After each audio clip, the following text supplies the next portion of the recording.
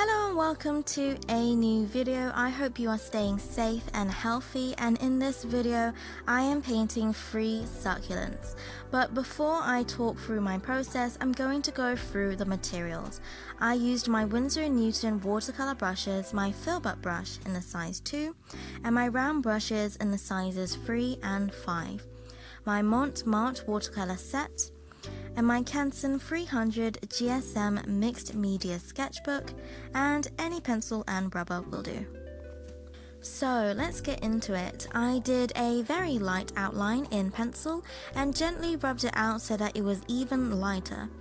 Before painting, I had already mixed the colors I wanted to use for all 3 succulents so that it would be more consistent and make the painting process go more smoothly when using the wet on wet technique.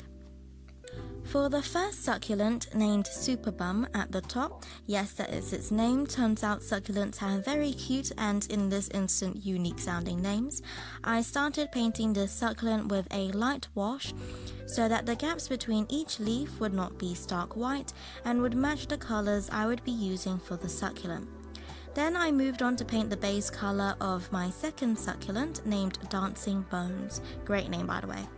You can use a smaller brush to make it easier to paint within the thin shapes, but make sure that your page is wet enough so that you won't get harsh strokes appearing as you paint. Next, I moved on to the third succulent, named Moonstone. Such a cute name. And I absolutely love the colors of this succulent and how smooth it looked.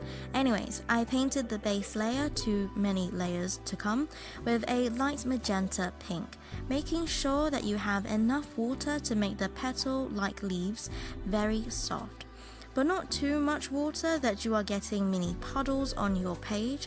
Water control for these succulents is very key to making this work. So if you're a beginner and need to practice this, succulents is great to practice with. So remember, your paint will flow to where your page is wet, so don't paint leaves next to each other unless you want the paint to bleed into each other. Or if you have left a small gap, like I will with the top succulent, then you won't need to worry about painting the leaves next to each other while they are still wet.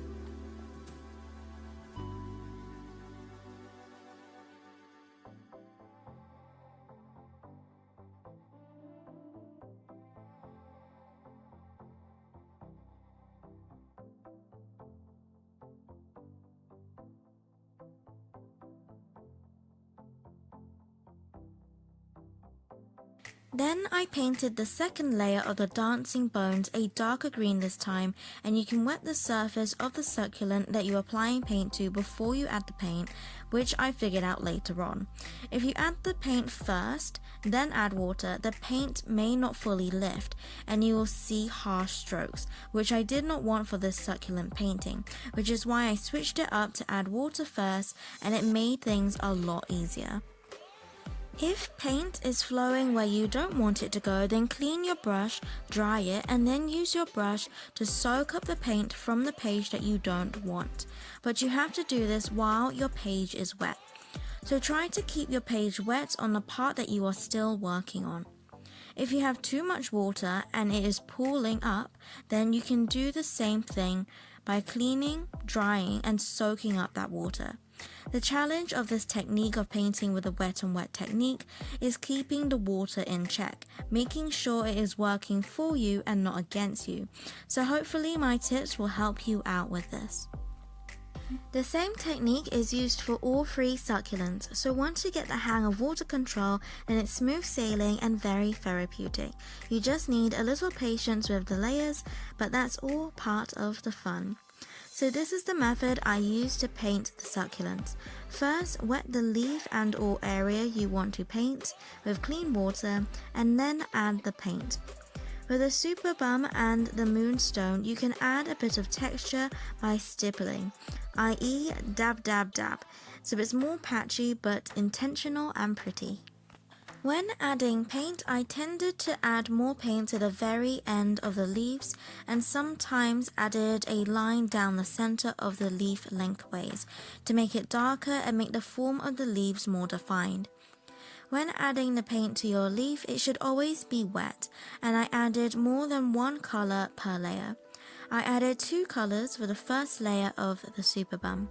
If you need to add paint to a smaller area, then use a smaller brush. It really helps.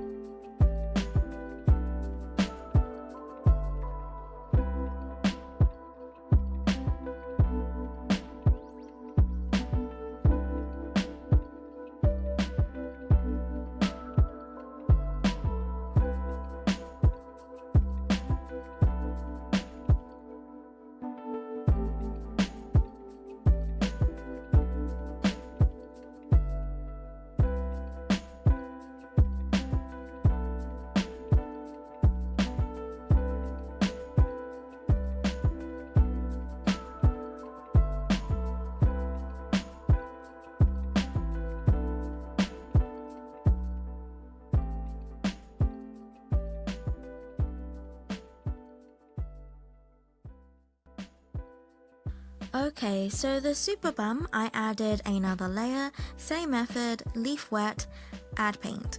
This time I added a new color but still added the colors that was from the layer underneath to enhance that layer.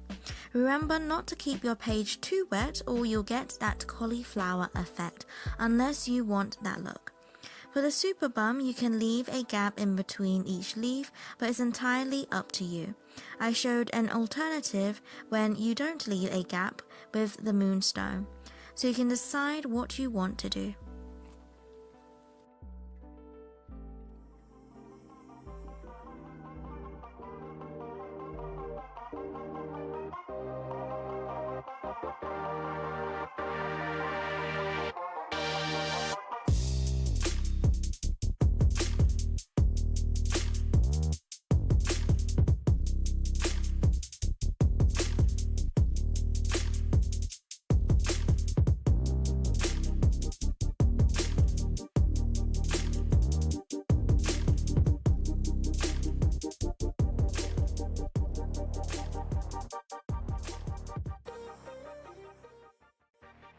For the moonstone, it was the exact same method, but I didn't leave a gap in between each leaf, so I still had to be careful of not letting paint bleed into different leaves.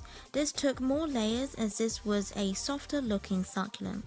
So more water was used to dilute the paint and doing layer after layer to add new colors and get that soft contrast that I was aiming for. The super bum was a less realistic alternative that I was inspired to do after watching Jane Beater's 5 tips on painting succulents. Sorry if I'm mispronouncing the name, but if you want to take your succulent to the next level, then don't forget to check out her video.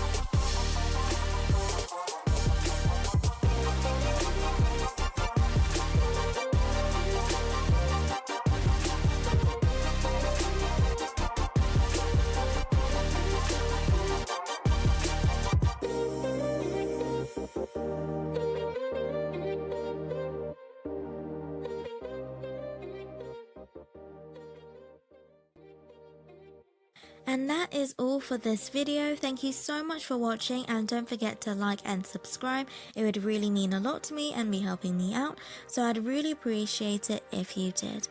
And as always, God bless, and I'll see you later.